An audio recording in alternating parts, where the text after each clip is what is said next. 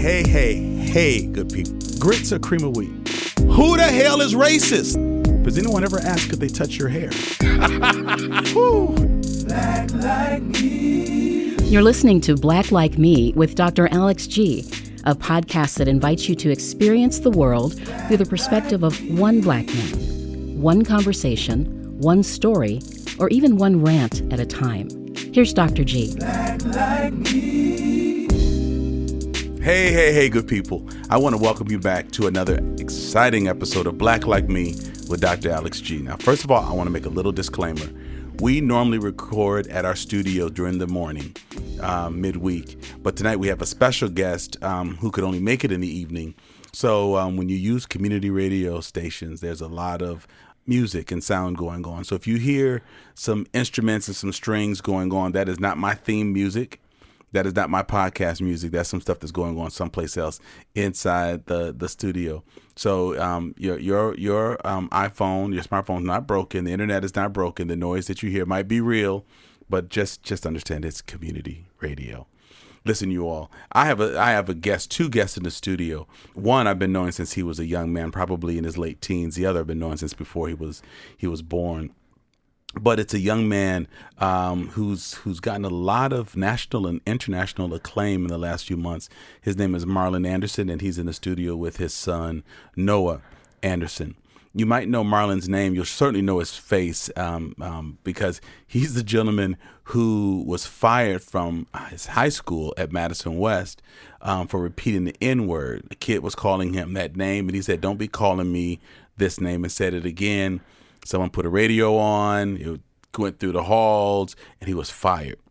And, man, in a couple of days, I opened up my cell phone, my iPhone, and I saw his face on my phone. I was like, what's Marlon doing texting me in the morning? And it was on BBC News. This had become international news.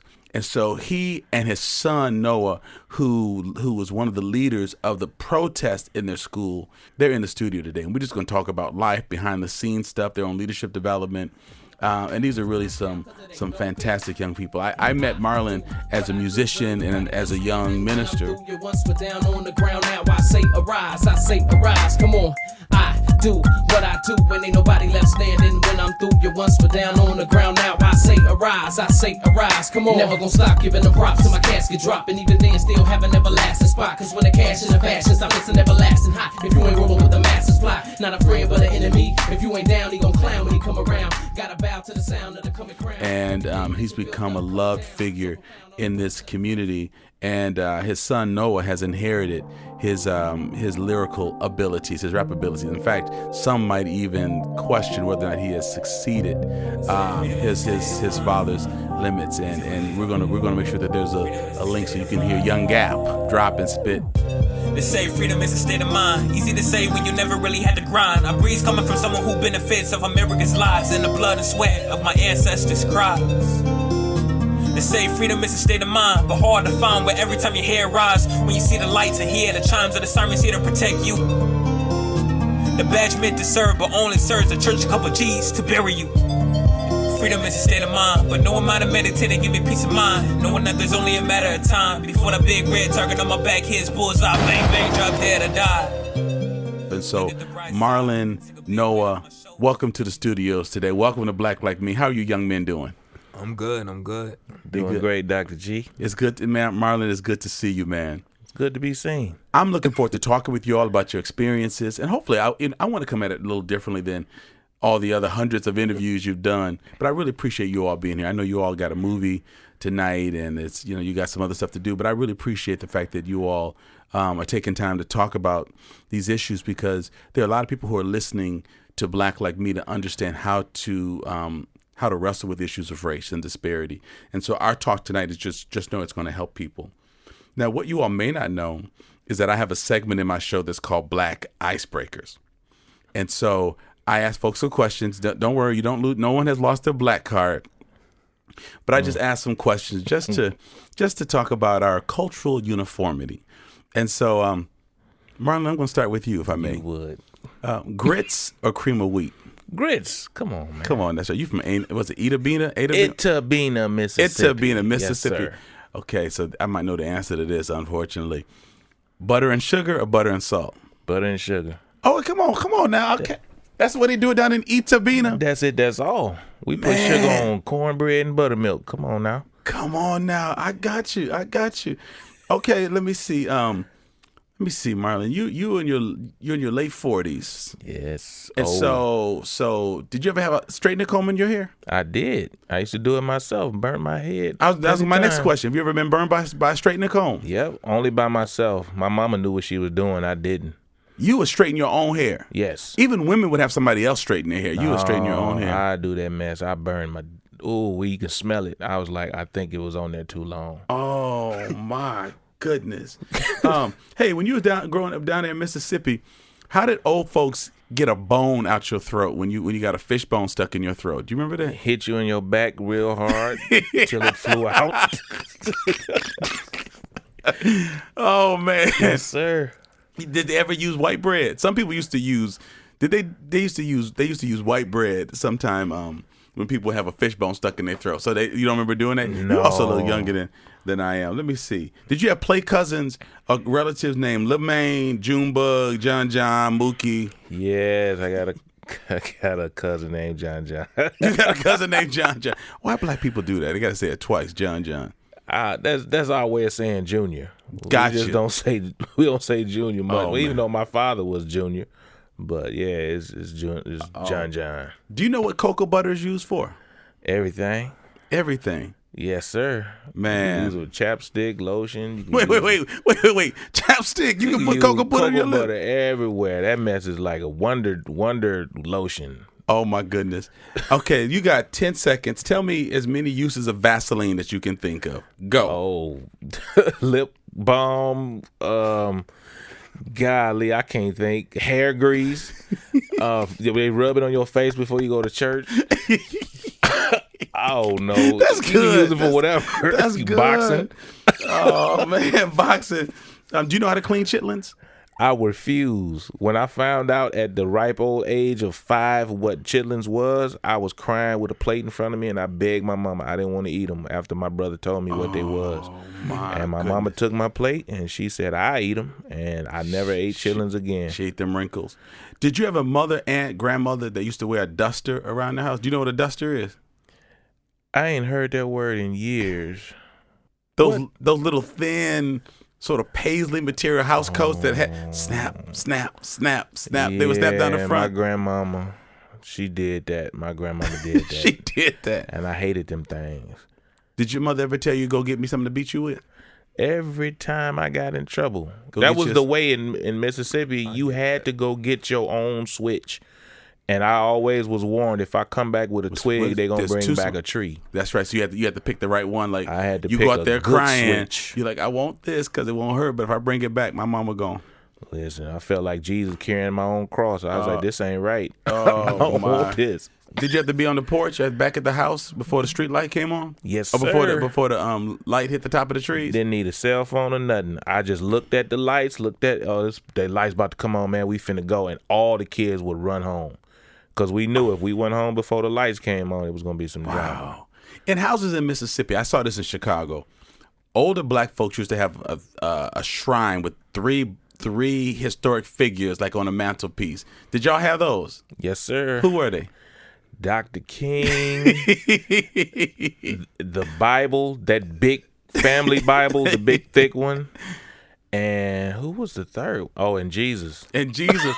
It was that move. Yeah, like that move with the 2 fingers up. Like Jesus was throwing gang signs. I don't know what that was. He had like 2, pointing up and 2 pointing to the side. It was Jesus, MLK, and JFK. JFK. Showed enough. My grandma. You old enough to remember that? Yeah. Man, it was like a shrine. Black people had them 3 photos. People don't have pictures like that anymore. But there's some young men in the studio say, Wesley, that's what we used to have up on the shrine because they were gonna lead us to the promised land. No, say Wesley and them gonna have Trump on their wall. Oh, velvet picture of Trump. Come on now, they better not. All right, we want to interrupt. This podcast. No, we can't do that.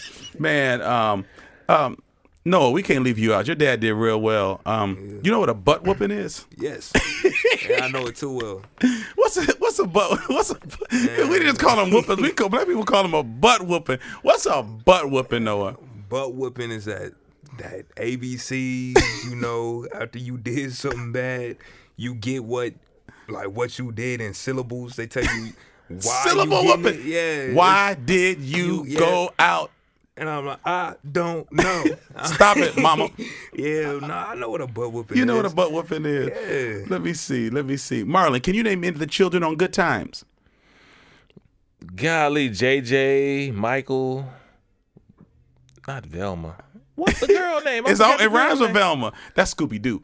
Thelma. Look at you. You just lost your black card. You watch Thelma. Scooby Doo? Thelma. Noah, can you name any of the kids on the Proud Family? Proud Family? Yeah. Penny. Penny. Yeah, What was the grandmother called? Grandma Nana. Nah. What they call? What they call her? I can't remember. Sugar. That When the Sugar Mama. Sugar Mama. And her little puppy. Oh man, my goodness. So this is kind of old school Noah, but when you were younger and you have colds, would your mom or dad rub you down with Vicks Vapor Rub? Yeah. Did they ever put it in your mouth, make you eat any of it? Nah. Marlon, did old folks used to make you eat it? Like my grandmother used to put it in your mouth, like she rub it on your chest, behind your neck, and she open your mouth. So she figured it helped the sore throat. So you didn't have to, Marlon. You looking at that's nasty. Stuck it in my nose though. Yeah. As a black person, do you believe that do you use washcloths? Because some cross-cultural folks say that, it's cross-culture is this big thing. They call it rags. They call it rags. Yeah. They call rags in the shower. Yeah, they call them rags. Because there's some cultures that don't use rags. They just use the soap and just go to work. Oh, no. That's what I mean by that. No, when we moved to Madison, I think we got a little bougie. Ozan got us them little scrub things. So But y'all had rags in Milwaukee? Yeah, I used to have a rag. Did they call them butt rags? No, I just washcloth. Washcloth. That's what. I got in trouble because I used it for the dishes one time. My mama whooped my tail good. She should have, because she didn't want behind on her dishes. She's like, well, I'm not even eating chitlins, and I smell chitlins. No. All right. Oh man, let me think, man. Okay, I'm trying to see if I got anything else for Noah. Let me just see, man. This is good, y'all. Noah, collards or turnips? Collard greens. Okay, that's all right. I Yes. like that all day. I like the crunchiness of collard greens, man. Growing up, Noah, did you ever tell your mother, get out of my room, I hate your guts? I think I did one time. Man, I was. You said that to Miss Ozan. Let me say. I went to a majority white school. I seen that. That's what I seen. And I thought, okay. I was gonna say you must have went to school with white kids. Yeah. So you came home and tried it. One time. Is that how you got the gap in your teeth? Yep. Yep. As a kid, I was at Montego today. A kid just had, like, is that tooth gonna grow back? I'm like, nah. He said, no, it's not gonna. So you told your mom you hate her or get out your room one. No, What happened? I never said I hate you. Did you say get out? I said, you knew better than that. Yeah, I know better than that. I ain't crazy. I'm crazy. I ain't crazy.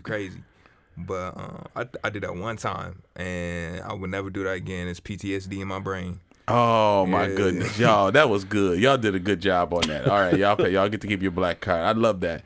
Marlon and Noah, one of the reasons why I do that is because after black folks were brought here from Africa, we forged culture, and it's amazing. Like, you lived in Mississippi, I lived in Chicago, but we called things a wash rag, or we had to be in a house or on the porch before the lights hit the top of the trees. Or if you lived in a community that had street lights, you would do it that way.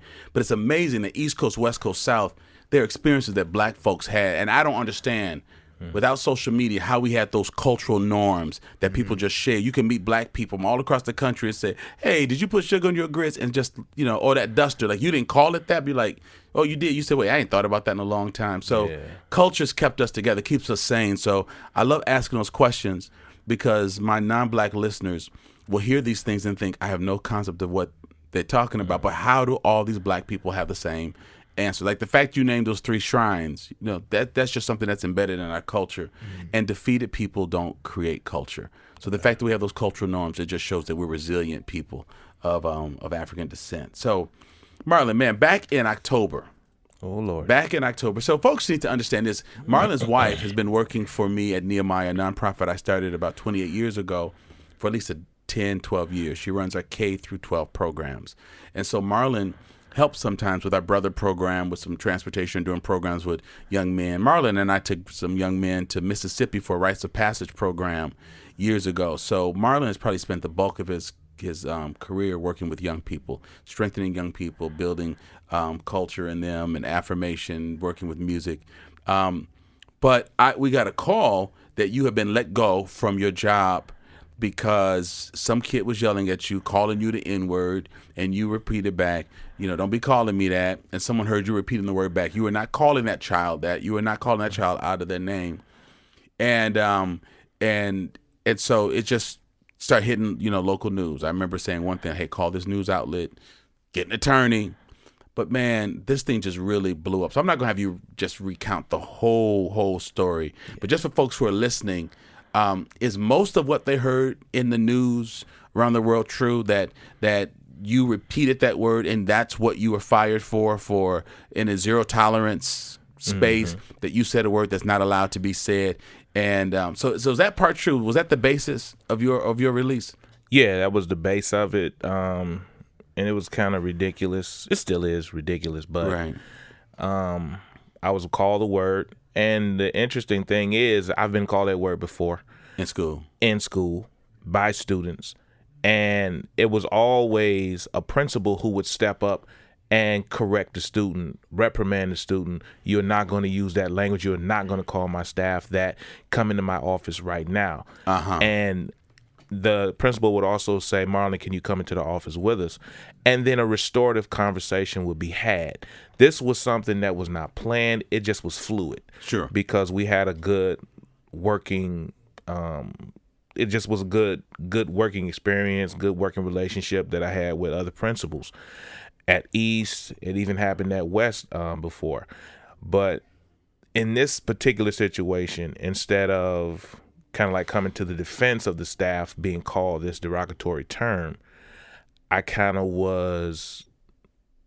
became the focus of the hostility, not simply from the child, but from the principal as well, the assistant principal. So the assistant principal didn't stop the kid from using that language? No, she got to yelling at me too. So she got to yelling at you. So as your colleague, she didn't stop it. And then so you were saying to the principal, tell this kid to do your job. Tell this kid to stop calling me this. Or were you saying to the kid, don't call me this? I was telling the kid, stop calling me that. Gotcha. And she was telling me to step away, tap out, what she kept saying, walk away from the situation. But because of my training, I saw her get pushed. So the kid was being aggressive towards this assistant principal. She wanted him to walk out the door toward the door. He didn't want to leave the school. She put her hand, trying to guide him. And he pushed her. And once he put his hands on her and pushed her, I was like, okay. And I said on the radio, student just pushed the principal. We're going to need some more assistance up here. And that's when I got the student's attention. Sure. And he was like, oh, you calling people on me, Marlon? And he called me a BIT, that word, female dog. And I just was like, whatever, man. You're not going to be putting your hands on people. And the assistant principal at that time basically said to me, I didn't need you to do that. I got this. And I kind of looked at her like, you just called me to help you. How you got this? But I didn't say any of that. I just kind of looked at her. And then I just focused on the young man who at that point started calling me all these interesting words, variations of the N-word. So wow. Yeah. Wow. So not just that, but they had some qualifiers in front of it. Yeah. Oh, yeah. You this kind of N-word and that kind of N-word. And we're going to put it a little bit over here. I didn't identify with none of them words. Right. So. Wow. And so were you were put on administrative leave? At first, yes. Now, administrative leave means the person's still paid, right? Yes. Okay, so you put on administrative leave. Then this thing started spiraling. You all got some local media and stuff. But like I told you, man, I was in Chicago at a conference. I looked up at, it was the Gayle King show. It was CBS in the morning. I was up there. I said, wait. And I was telling my friends, I said, I know him. They're like, man, are you serious? I said, man, I know him. His wife works for me. He works part-time. He works in a school. This man, I know him.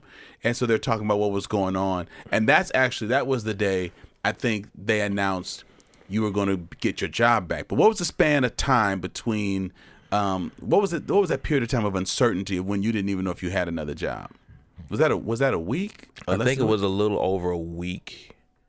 And then when they hired me back because of all of the onslaught of support that I got, when they hired me back, they didn't know how to bring me back, because I think that honestly, my perspective is the district was trying to see the best way they could not get sued. Sure. By not just me, but the ton of other people who lost their job for doing the similar White thing. people who have done. White people. There's one Latina lady who there was no kids present at all. She was in a personal development day, and she looked at the staff and basically was like, hey, is there a way we can get these kids to stop using this horrible word? And she said the word. One lady was like, oh, I don't know what word you're talking about. And she she broke it down. She said the word, and then this wonderful young lady, I guess, who was so upset about her using that word, went and reported her. And they initially was going to fire her, but they ended up suspending her, and she has that on her record. So now she is actively trying to get that taken off of her record. So people often, laud you for standing for what you believe and wanting your job back, going back for the kids. And I want to talk with Noah in just a few minutes, but just talk to me about the emotional roller coaster. Man, what was that like? One, just to go from fired for being publicly fired. Those are two different things. Yeah. Losing your job is one thing, but losing it in public is another. Then they're talking about it on TV. Emotionally, I mean, did you have trouble sleeping? Did your stomach get upset? Like, how did you feel emotionally while the nation was talking about your business? I don't know if you know this about me, Pastor G, but I play PlayStation 4. I enjoy video games. Not as much as I did when I was younger, but I do like playing it. Sure. And during this time, when I wasn't, when I wasn't working, which wasn't a long period of time because, Michael Johnson and the Boys and Girls Club. Sure. But I'd put on the game, and that would kind of help me not think about stuff. And I'd play for like 3-4 minutes, and then I just put it down like, okay, I'm not interested in playing the game. And then about 7 o'clock, 8 o'clock, I just went to bed. Yeah, that sounds like depression. Yeah, and honestly, I remember talking to a therapist, and he said, you have textbook signs of depression. And I was like, bro, black people don't get depressed. We just go through it and come out. That's how we do it. But we do. Yeah, he assured me, no, we go through depression. And he said, you got textbook signs of it. And it's weird because I didn't feel depressed. I just didn't feel like myself. Mm-hmm. But I felt a lot of support and encouragement from like all of the people. Just cut on the TV and there I am, and I'm like, oh crap, I'm on TV again. And then that turns into somebody supporting, somebody saying something supporting, and Roland, what's that dude name? Roland Martin. I didn't even know I was on his show till like last week, and I just looked it up, and I was like, I said, I'm gonna see all the stuff I didn't see because I wasn't looking for it. Wow. And I saw Roland Martin, and I was like, he was talking, how he talking. He was talking about the N word, and I just was like, oh my God, he's saying the same stuff I've been saying for the last, I don't know how many years. So it was a blessing, and it was hurting at the same time. So it was kind of confusing. Wow. Yeah. Hey, yo, this is some of that music in the background I'm talking about. That is not us cutting to a commercial. That's just some folks. They blasting it. So y'all hanging in with us is worth the wait. It's all good. So listen, man. So the big thing happened, I think, when I saw that it was the lead story on my iPhone. I have something called Smart News, so it sort of ranks the thing. So it was like the top story. So I opened up my phone and you were on it. But then I saw a quote about Cher. Did somebody tell you that Cher had said, I will pay your legal fees to sue the school board? Or did you see that yourself? Or did somebody call you and say, man, Cher's up here on Facebook talking about you? The lady, God, I can't remember her name. She works for, I think, the Journal Sentinel, and I could be wrong. There was so many media people at that time. But she was one of the first people that I talked to. She may have been a person to break the story. And she posted it on her Twitter, my story. And Cher was her friend. So Cher ended up responding. And when Cher did it, like, it was already, like, super big already. Sure. But then when Cher did it, I was just like, I just had to sit down. I just sat down and I was like, what is this? What just happened here? What's going on? And I honestly, I just didn't believe it. And then I started I got a phone call from her management, and he told me, Cher's gonna call you. I was like, what? Nah, bro, quit playing. He was like, yeah, she's gonna call you. She just wants to talk to you and see if everything's okay. Did she call you? She called me. You talked to Cher? I talked to Cher for 19 minutes and 23 seconds. You talked to Cher? I didn't count, but yeah, 19 minutes, 23 seconds. And it was hilarious because I was fixing my hair and fixing my clothes and everything. And I just looked at myself. I said, bro, she on the phone. She don't see me. But she's a little spitfire. That lady is. She was mad. Yes. She was more angry than I was, and I was like, I was almost trying to calm her down. But so she was upset. She said her grandmother used that word, and in front of her mom and the kids, and she said her mother went to her and said, you will never see my children again if you say that word in front of them. That's what Cher said? Yeah. And I just was like, wow. So she was like, I've heard it. And she said something so interesting. She said, in the music industry, she was like, we didn't see black. He said, we didn't see black or white. We just judge people on their talent. She said, if you could get up and you can sing, we were like, you're an awesome singer. You're an awesome performer. This person is great. I want to go on tour with you. She was like, we didn't really look at color. And I was like, that's got to be a beautiful world to live in. Wow. Is she coming to Madison in 2020? In 2020. I'm gonna say I gotta contact her people. You need to have one of your songs ready, folks. If you don't know, Marlon is a prolific songwriter, musician, rapper. I have purchased his music. You need to have something ready to drop. You need to have "I Got You, Baby," like hip hop version of it. We might have to do that. Or a rap version of "Do You Believe?" What's that song? "Do You Believe in Love After Life After Love?" You need to have something that will catch Cher's attention. Be ready for that. Sample it. Do something. Put it out there. Come on, utilize this time. Hey, this is Eli Steenledge, the engineer and editor of the Black Like Me podcast, and I just wanted to take a moment to tell you about Patreon, our service that lets you support the show. And we know that you all love the show and listen every week. And so if you want to keep supporting what we do, make sure you go to patreon.com/blacklikeme. It's never been easier to give to the show and support it. We have a new $2 level, which is cheaper than a cup of coffee. So go ahead and go over to the website, patreon.com/blacklikeme, and make sure you keep the content coming. And we've already started to do some new things that we're excited about because of the Patreon supporters that we have. So we're going to take you back to the show and back to Dr. G. But thanks for listening. So let me switch to Noah over here. Noah, I've known you your whole life.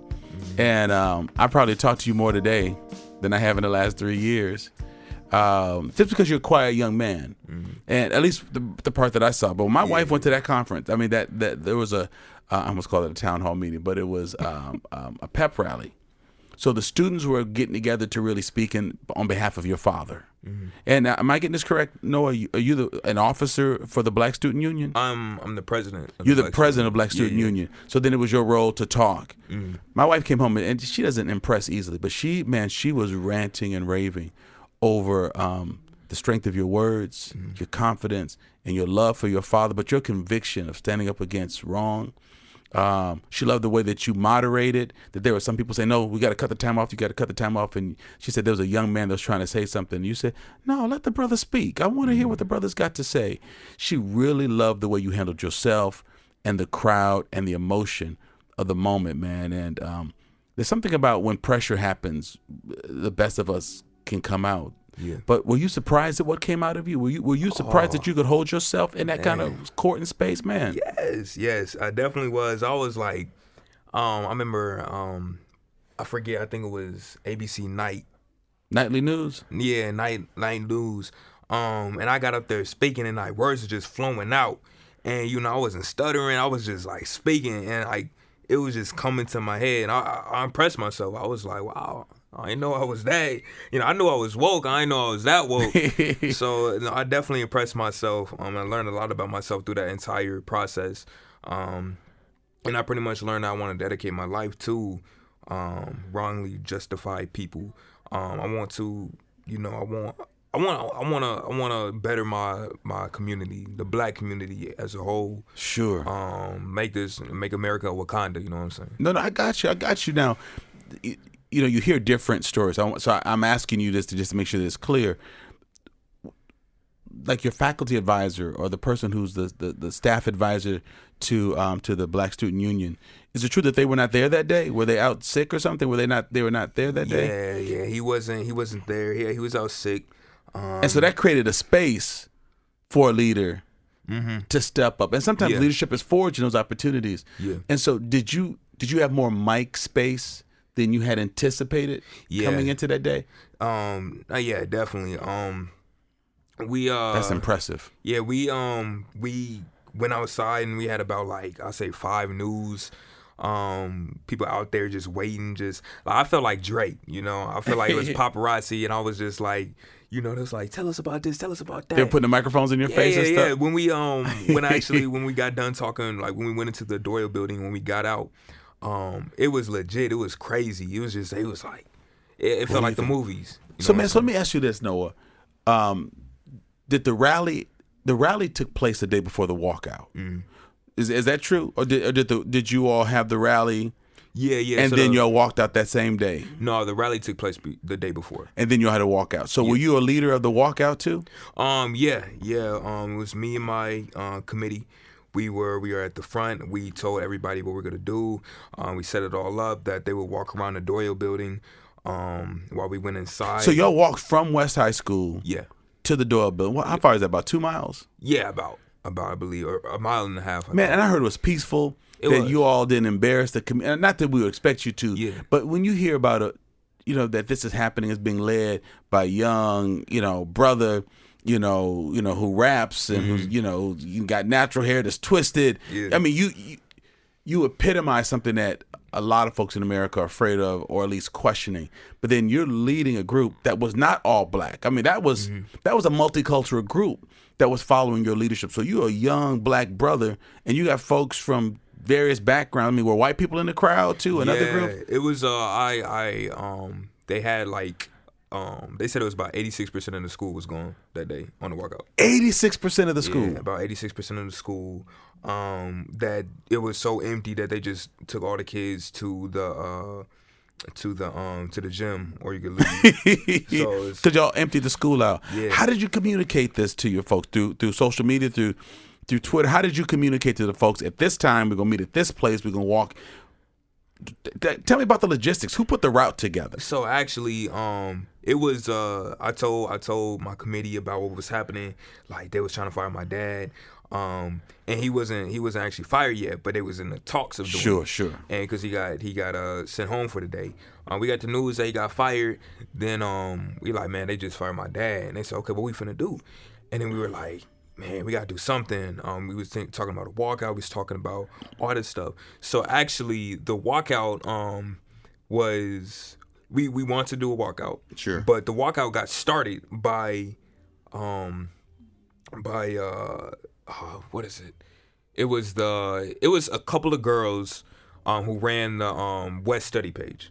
Oh, okay. Yeah, okay. So they said we're gonna walk out, and then we got news. Like one of my committee members said, and so they're planning a walkout, and we're like, what? And they were planning to go to. They didn't have any focus. They didn't have any like plan for the walkout. They were just gonna walk out to the Capitol and just sit there. Right. And so we that's when we had set up the rally.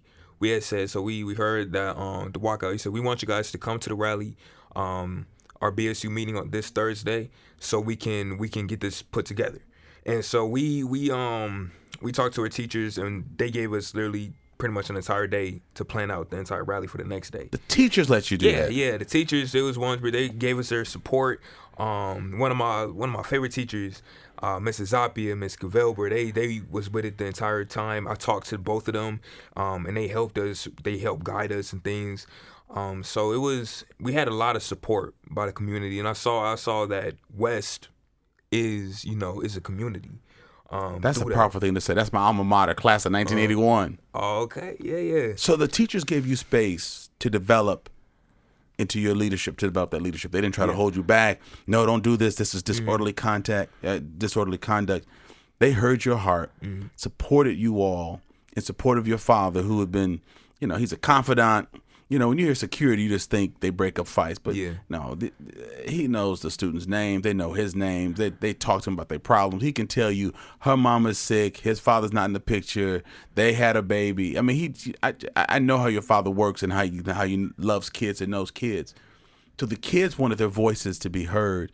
But your leadership, man, that came out was magnificent. I love the fact that you mentioned that teachers gave you that space. But people can give you space, but you still step into that. You took advantage of that moment. You seized it rather than being afraid and shrinking back. And so, yeah, Marlon, I see you. No, I was just gonna say, even the teachers. You gotta be proud of your son, man. I'm so proud of him. I'm holding back tears. I ain't gonna cry. Yes, I am. But here's some Kleenex right here. Yeah, good. I'm good. We need some black Kleenex in here. Some of the all these Kleenex are white. The teachers, when I got back, the teachers started telling me they were looking to Noah for leadership as well. And the teachers could have gotten in trouble for leaving. I'm wondering how they did that. They could have gotten in trouble, but they risked. They took the risk, and the principal actually, Karen Baran actually went to bat in their behalf. And she defended the teachers, and to the point where she was just like, only thing's going to happen is they'll just get docked in their pay. And there were some teachers who didn't get docked that came to her and said, oh, you need to dock my pay. I marched. So it was amazing. And wow. Yeah, I've never seen anything and that's that. important too, because sometimes we feel that when there's an injustice that happens to us, white people or people who are non-black don't care. Yeah. And when I see that kind of stuff, it reminds me that on good days, that's my memory of Madison. I challenge Madison because I want Madison to be that community, to be that space. We offer this U.S. Black History course through our Justified Anger Initiative. When you have 250 white people showing up to learn about U.S. history and black history so they can be better citizens and better allies, it makes you think there are people who get this. And so, Marlon, that must have felt great to see people coming to your defense. But Noah, what did it feel like to know that teachers were helping you come to the defense of your father, rather than just saying he shouldn't have did it, he shouldn't have said it, we can't say it, he can't say it, which is what's behind the whole thing, I believe. Yeah. How did it feel to see white teachers supporting you as a young brother with leadership aspirations? It felt really great. Knowing that, we don't. A lot of us, I feel like I can speak for the entire black community within West and within all the MMSD schools. I've been talking with a young lady, Denaria Rowe, and we've been trying to start up a citywide BSU, and not That's just a great idea. Our whole main goal is to better the black community within Madison. That's and vision. To pretty much make it like a black Mecca in a way, kind of like I'm with you. Yeah, kind of like Atlanta and DC, and so but it felt great, and it was a reliever, because we're not, and I'm being 100% honest, we're not batted for. And we have people like my pops and the other security guards and other black staff, and that's one issue that we have. We have black staff. We don't have black teachers, and so we don't have a problem with the amount of black staff. It's like they hire a crazy amount. All like the behavior, many of the behavior staff are black. And So they deal with the problems where the kids Yeah. are getting in trouble, but they're not in the classrooms bringing about Yeah. instruction. Yeah. Gotcha. And so it just felt good, and it was a little change of pace, knowing that, that they may care. It's just maybe they just, ignorant and they don't know how to help. Really. No, So, that's- Man. but yeah, it was definitely. No, I love that. Say, Wesley, let me ask you a question on this microphone right here, man. So you're away at school at Howard. Yes, you sir. and Noah are friends. Now, how did you feel being out in D.C., seeing your boy taking on this role on a national platform? I mean, man, what were you thinking when you saw him stepping up this way? It was crazy to see it. My mom initially sent me a link to the article, and I looked and I'm like, wait, this Mr. Anderson from West? And I'm like, wow, it actually is. And I read the story, and then I just couldn't believe it. So then I texted Noah, and I'm like, hey, bro, like, are you good? Like, what's going on? And then he just kind of reiterated the story to me, and it was crazy because it made national news. We were even talking about it at Howard, and it was like, it was just big. It blew up. Man, so they were talking about it at Howard, and you were telling him, Yes. I know this. I know him. That's one of my close friends, and yeah, like, it was just unbelievable. Like, Madison isn't in the national news a lot, so for it to be in for that was just crazy to me. Wow. Noah, how do you think about your future now? I mean, how has that experience stretched you? Has it made you think about where you want to go to college, what you Yeah. want to do at college, what you want to do after college? How has the experience changed you? Well, and I want to give a shout out to Coach Gray. If he listening at all, I know he been sick, so he hasn't been present in the school that often this year. But he taught me a lot through BSU. When I got to BSU, that really taught me that when I went to the last year, I actually went down to Howard, and I saw HBCU for the first time. I didn't know much about HBCU. Sure. I saw all those black people. I saw all people that looked like me that was doing successful. It just brought me to tears, because I'm just like this is what I want. This is what I want for myself. So I know that for a fact. I really, really, really want to go to a HBCU. I don't think I could be at any other college after that experience. Sure. But I see in my future, I see nothing but success. And I want to get to the point where I want to be an activist. Man, you already are. Yeah, I didn't mean to cut you up, but you got a lot of activists that want to do what you've already done. You got folks calling themselves activists. They've never led a movement and had people 100 folks deep. How many kids walked out? 90%? 86%. What? It's 2,000 kids. Like 1,500. 1,500 kids. Yeah. There's a lot of activists that have not gotten 30 people to follow them. So just keep in mind, develop your activism, but you are already a bona fide activist. I appreciate that. It's just the truth. But yeah, I am a rapper. I go by the name of Gap. What I do, I rap about all consciousness, about black issues in America. I rap about issues, and if I rap about women, I'm empowering them. So I'm trying to change up. If I make it big with hip hop, I'm trying to change up the hop. Bring it back towards the positive days. No more like Percocets and popping drugs, like just popping pills and all that stuff. But that's not helping our community. It's not at all. It's actually it's damaging our community. Man. But pretty much just putting our people towards the right step. We got comfortable where we at. It's time that we move on and we keep on following the yellow brick road. We kind of got off track. But no, really, I want to be a business owner. I want to own multiple. I got multiple business ideas, and what I really want to do, I want to get to the point where the government is targeting my head. Like I want to get to the point where I'm putting that much of divot in the system, that I'm being that much of a change, that the government want me gone. Man. So that's what but they're not gonna take you out. Yeah. I don't want to be taken out. I don't want to be taken out. But I do want to say that I would be willing to die I don't want to die, but I would be willing to die for the cause, to get my people to move from where we at and to greatness. Because for my kids, I want them to be where we at right now. I want them to grow up in another generation. I would not want them to grow up in that. And I also want to say this while I'm on the mic, is that for all the people that's in my generation, with my boy Wesley, man, when we have kids, man, we have to raise these kids to believe. Don't just teach your kids on, African American history. That is part of our history, but teach your kids on, African history, because that's still part of our history. That's as well. our roots. Yeah, that's our roots. And so teach your kids that they come from royalty. Teach your kids, the positives of our history. Teach your kids that they can do, and that don't they wait for the do. schools to do it. Exactly. Teach your kids, because the schools won't. And so, and also we have a gift, and it's like, I don't know why we don't see it, but every generation the Bible scripture, raise a child up in the way they should go.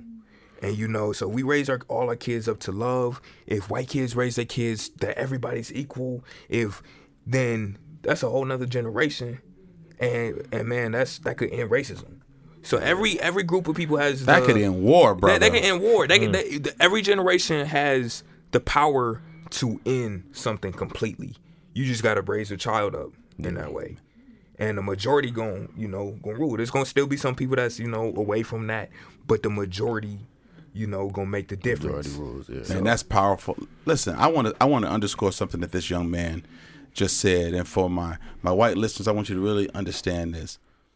Noah is exceptional.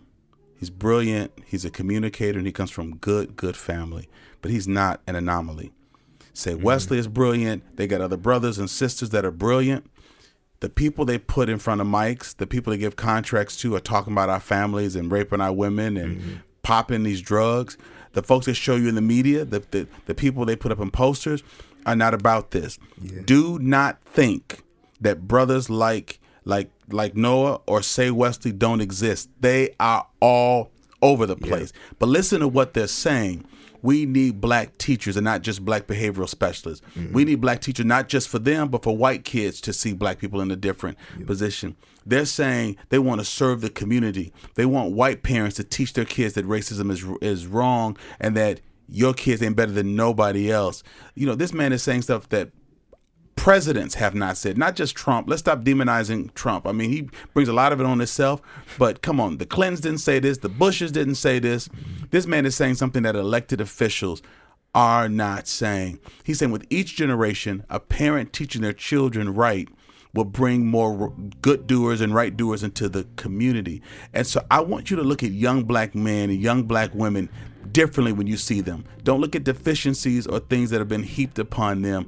Ask yourself, what has hindered their brilliance? What has hindered their success? Because it was crisis that allowed this man to come into national prominence, being talked about on nightly news. So again, I do not want to take away from his exceptionalism, but what I do want you to know that for every Noah, there are 20, 30, 50 sharp, clear thinking, strategically minded young black kids who are dying in our schools, being sent to our prisons, been given drugs, not told the truth about who they are. In America, we doing this shit to them. And so stop looking at them and saying that the daddy's in the picture. The daddy's sitting right next to him. His mama is at home having their house ready for him. He's got his older brother in college. His younger brother's going to be following in their footsteps. Stop acting like this is just a black problem. They did not slap this boy on his behind when he was born and say he's going to be a thug. They raised him in places where his culture, his ethos, his drive has been beaten down. And so the fact that he can still step up to places of leadership, that Say Wesley can go to places like Howard and shine, is not just a sign of hard work. It is a miracle that this crap has not choked out the brilliance of these young black men and young black women. That's why they head into depression, because they know they come from kings and queens.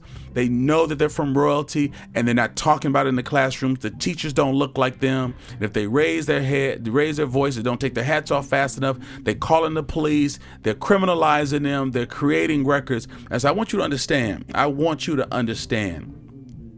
that folks who fall off the rails are not just a product of bad homes, they're a product of bad society.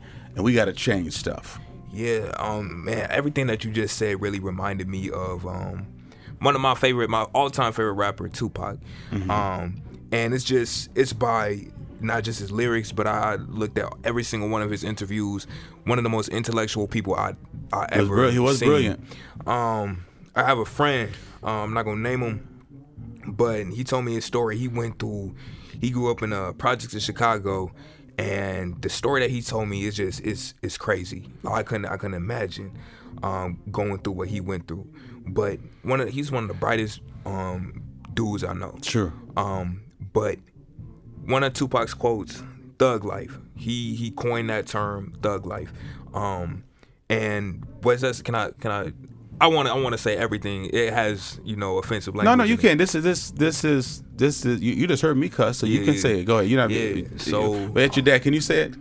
He gonna be. Yeah, I'm gonna just go ahead on. Keep it real. Thug life. The hate you give little infants fucks everybody. And my friend, he's a perfect example. Wait, say that again. That's the acronym of thug life. Yeah, say the that hate again. you give little infants fucks everybody. And so my friend, one of my closest friends, and he's a perfect example of that. Super bright kid, but he going down he's starting to go back down the wrong path that he kind of strayed from, because what society did to him. They put him in these in the hood, and that's generational. They put us redlining, so. There's pretty much saying that the outcome of a thug, what you see as a common day thug, is the outcome of society's lack. It's a product. It is a product. It is a product. It was created. The product of society not loving them. The hate you give. Yeah. And actually, gangs started in America, like Crips and Bloods. All that started. It used to start out as clubs.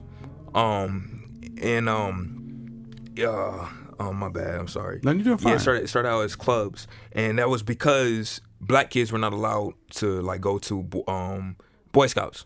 So they created their own little thing. Started out as clubs. They wasn't selling drugs. They wasn't selling any of that stuff. But that happened once the government dropped crack cocaine into our neighborhoods. And then everything started becoming about drugs, selling it, because it was cut off from economic opportunity. They wasn't allowed to leave their hood. And we had white flight, so the tax base left the inner city, so there was not enough money to sustain schools and repairing the streets. So it looked like black people just tearing stuff up. Yeah. But the money that would provide that support left and fled. And so when drugs came in the inner cities and dropped and the government had a role in it, you were dealing with people who were hopeless. And that was going to be some alleviation from their pain. Exactly. So just what you're saying, that's what happened. Yeah, and also when you look at our people selling drugs and things like that, you have to also see, you can't just look at them and be like, oh, they're out there selling drugs, they're doing bad things. You have to look at an entrepreneur. That's an entrepreneur out there. Exactly. And if you can flip that and turn that gift that they have into something else and put it towards a positive thing, we got another Black Wall Street. Right. Right. So it's like but you got to see that when you see them. You can't just see what they do. I mean, how many brothers went to jail and prison because of selling weed? Now it's a big industry. All these CDB stores are just places where they're gonna sell weed when it becomes legalized, and now it's big business. But when we were being entrepreneurial, when young brothers and sisters were doing it, they were thugs, criminalized, and put in prison. Now you got white people wearing smocks selling organic hemp, and it's a good thing. So I want you all to listen deeply. This is an 18-year-old young man who has maintained his cultural and spiritual identity in the craziness of a place like Madison, Wisconsin. So we have to ask ourselves, why do we let systems exist that minimize the success of brothers like him? That is criminal. And you're exactly right. When that happens, we're finding out in this country does fuck everybody. And that's very true. And if people need to be more offended by what's happening legally than the fact that we just dropped that word. Man, listen, this brother, Marlon, you and Miss Ozanne have just raised some tremendous young men. He's also a product of the Nehemiah programs. But y'all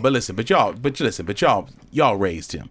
You all raised him. We work to do this to help young men find their leadership potential. But I just need to commend you all on all the talk of what fathers aren't doing. There's not enough stuff about what fathers are doing. And I know I want to get all this information, about what's going on in the school. And we know that story, but who Noah is is an example to other kids in the school. They can look up to it. So it's becoming very clear that he's voicing what a lot of young people feel about you. You've given him space to grow as well. It wasn't just crisis, but you taught Noah that he had the goods so that when the door opened, he stepped into it. But I appreciate you being a father figure to young men. And I know as a brother, it's hard to bear this. You got 3 sons. You're getting one through college, and you got another about to go off to college, and you're trying to figure out how you're going to make all this work. But then you got other young folks who have nobody to look up to. So we are these godfathers, surrogate fathers, mentors, all of this stuff that we do. But I appreciate the investment that you all have made in your community, in the young boys in our program. But you and Hosanna to be commended. I know you're proud because I'm proud, and I'm just watching from a distance. I don't want to leave people high and dry. You got your job back, right? Yes. Man, did you get a lot of hugs when you got back? I promise you, I think I broke a world record in hugs on that day I got back, because it was like all the kids saw me, and I had to fight tears that whole day. I bet. Because kids didn't know. Technically, it was like they really didn't know I was coming, or some of them knew and they just were waiting to see me. And it just was like some kid, this one girl, I mean, she just was coming down the stairs, and I said, "Hola, ¿cómo está?" And she just looked at me, her eyes got big, and she just broke in tears. And she was like, "I didn't know you were back." And I was like, "Girl, you gonna make me cry. You saw me on TV crying. And Marlon, my head too big for that." It took you a lot to come back. A lot of people would have said, "I'm walking away from that mess," but you came back because you said you couldn't do that to the kids. You couldn't have those kids marching for you and for justice and not show up. How did the principal? Now, if you could just say, I'd rather not answer. The lady that all this stuff went down with. Was she glad? Is she glad you're back? And if you could just say, if you just look at me and kind of blink twice, if you can't talk about it, just blink twice. Okay. It seems like she is, but there are things that we still need to talk about. Sure. Because exactly. Yeah, it just there are things that just are unsettled for me, and I thought I'd be good because you know me, you know me, Pastor G. I'm one of them dudes. I'm easy to forgive. You're real laid back. I'm laid back, and I forgive you quick. My wife still look at me like, how you still talk to your father? And I'm like, I love my dad. I can't help it. But he was not there. He was abusive to my mom. It was just a horrible story. But I can't help it. I love him. That's my dad. The only one I got. So you giving these folks a shot, which is a strong message to your gospel, to what you preach, to walk, to offer forgiveness. I think that piece is really powerful, because you could have been bitter. You could have said, "Sheriff, bring that money. We're gonna sue the school." I mean, there's a whole lot of stuff. I know people must have been telling you to do. I was thinking he better sue him, take that money, take that Sonny and Cher money, and go and sue him. So I just think that piece is impressive. When you look back on it, when you look back on the whole situation, I think what's really, really powerful is that you got your job back because the community rose up. What about the folks who didn't have community, and the brothers and the sisters that just lost their jobs? You've been at that school you've been in the district for how many years? 11 years. And they're just gonna just let you go. You got benefits and stuff. You got a family. Just let you go over some foolishness like that. Just let a brother in the district go when we need someone with your kind of experience. But just knowing that you were the ones that had support, so you got your job back. But there are people in districts, in business, in nonprofits all across the country that are being mistreated, and nobody's speaking up. So I would say to folks, when you see injustice, speak up. Yes. Say something. Don't just say, "I don't know what to do. I didn't know." You have kids who did something. They planned to walk out. They showed up. You weren't even at the rally that Noah led, were you? I wanted to come. My wife, she told me, "No, you probably shouldn't go, Marlon. It's probably not a good idea if you show up." And it was good advice. But I did watch it on TV. Wow. I saw a stream, a live video stream, and then I just watched it. And I just was in tears the entire time. Man, you had to have been. They had my mama in tears. My mama do not cry. Like, you got my mama in tears. I mean, you like... You doing something. You're doing something. She do not cry. You are doing something.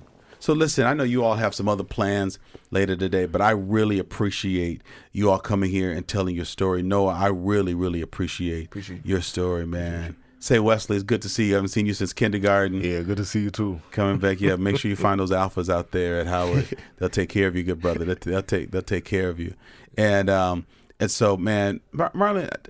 Okay, now you know I already said this that you're a songwriter. So I'm putting some stuff out there. So, you know, if we're gonna put a link to Lit Gap, no, not Lit Gaps music, we got to put a link out to some of your stuff too, Marlon. So you gotta get your stuff together, because by the time this drops, we're gonna have a link. But man, what are you gonna do with this? You gonna write music around it? You gonna write a book about it? Any thought about what you want to do about this experience? Because you came through this and came out on the other side, and a lot of people lose their reputation and their lives, and we just get taken out on just little stuff. Yeah. You got any idea what the next step is? I thought about doing a book. I was literally like, I should talk to Pastor G about doing a book, 'cause I don't know how to do no book. And I've been doodling. I've been on writer's block for the last 12 years. No, it ain't been that long. But I just been on like a little writer's block for a long time, and I've been... You've been journaling about this process? Yeah. I've really been trying to get out of the block, and I started a song. I hope you do a song, because, you know, that's how you journal and tell stories too. Yeah. So don't lose your way of telling stories. Write a book. Do that too. Yeah. We can find people that can help you. But you're dangerous on a microphone, and you're very dangerous. You're vicious when you have pen and paper. So make sure that you're getting those emotions out, messages for people to listen to when they're being mistreated, how to maintain their sanity, how to stand up. But also, you are a beneficiary of the community you helped to create, because you love those diverse kids. Those diverse kids loved you back. Yeah. But if you treated them like crap, Noah would have been walking out with about 4 kids behind him who didn't want to go to Algebra Trig anyhow. So you invested in that community, and they followed you. So I'm telling people, invest in your community. Yep. That means build people, build relationships, so that when you're in trouble, somebody comes to get you. But if you treat people wrong, ain't nobody coming to help you. Yep. That's right. And that is the bottom line for me, and that's how I was taught. Even Jesus left that commandment to love one another as I have loved you. All I ever try to do is love people. And people make it hard sometimes. Yeah, they do. But you can work past all that if you can see the brilliance that's in these young people. You can love them even if they cussing you out. Yes. I've been cussed out, and I smile at them. I'm like, you know you don't mean that. And then the kid get to laugh and like, I hate you. And I'm like, no, you don't. It's at the end of the day, just if you treat people the way you want to be treated, This is the kind of stuff that happens. You make people feel valuable, and you they did are. that. You live in proof, man. Yeah. The international story, honestly, Marlon, was not about you being fired for the use of the N-word and then reinstated. The message across the nation was you had people who believed in you because of people you believed in. And so folks can talk about how the world is all jacked up, but what have you done to make it better? For that corner of the world, you made it better, and they had your back. You made it easy for your son to respect you because you've respected him and taught him to be respectful. And, you know, to your point, those kids cuss at you, but you love them. If I go to the doctor and I cough in their face, they're not going to say, I hate you. They're going to realize this man's sick. This is what sick people do. Right. When a kid is cussing you out, they coughing, they're sneezing. They are exhibiting signs of illness. If we think about that, nobody kicks a person out of the doctor's office because they sneezing. Go wipe your nose and then come back up in his clinic. They want you while you're doing that, because that's when you're exhibiting. That was the first. Technically, what you just said is one of the first things that I learned in ministry class. I was told, if you throw a brick into a crowd, who gonna holler the loudest? And my answer was the one that get hit. And they were like, why? And I was like, obviously because they're hurt. Right. And he said, that's how you gotta do life. The people who are crying the hardest and the loudest and the most angry, they're doing that because they're hurt. And that's what we got to remember, man. That's what takes you to work, and that's what took you back to work. Listen, man, I appreciate you all. You sat in the studio and talked for a long time. You put up with all this loud music in this studio. Y'all didn't even flinch that much. Jamming. You know, I'm going to try to get my magical engineer, Eli, to just try to weed as much of that stuff out as possible. Hey, I just want to say... This is this is the last episode that we're dropping in this season. We take a few weeks off to build up for season 4. We've seen steady growth. We are now being listened to in 61 countries around the nation, which I love that. I love that. Special shout out to folks who were my guests on the show. I think February, Valentine's Day of last year. Kimberly and Michael Thomas, they are pastors in Seattle, Washington, Renton, Washington, who just became Patreon supporters.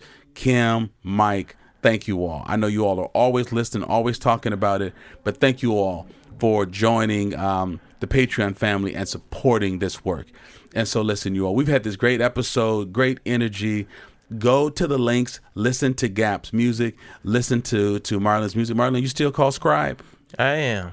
All right. Listen to Scribe's music because these brothers, this is a father-son team that are doing great work, not only in classrooms, in hallways, but also in the microphone. They give you something to think about. So as always, folks, we ask you to listen, to learn, subscribe, share this information because you know someone who needs to hear these good stories of what our African-American youth are doing and replace with all that garbage that people are telling you about what's going on. So listen, have a great day. Thank you for being a part of Black Like Me, and I'm looking forward to bringing you more great programming in season 4. Take care. Ooh, black like me, yeah. I want to thank Corey Saffold for creating the music for this podcast, my podcast manager, Tyler Nyland, engineer and editor, Eli Steenlich, my editor, Jeremy Holliday, and a special thank you to WORT Studios, where we record Black Like Me. Ooh, black like me. Thank you for listening to today's podcast. You can find out more about Dr. Alex G's amazing work at www.alexg.com. Black Like Me is sponsored by the generosity of the Human Family Unity Foundation.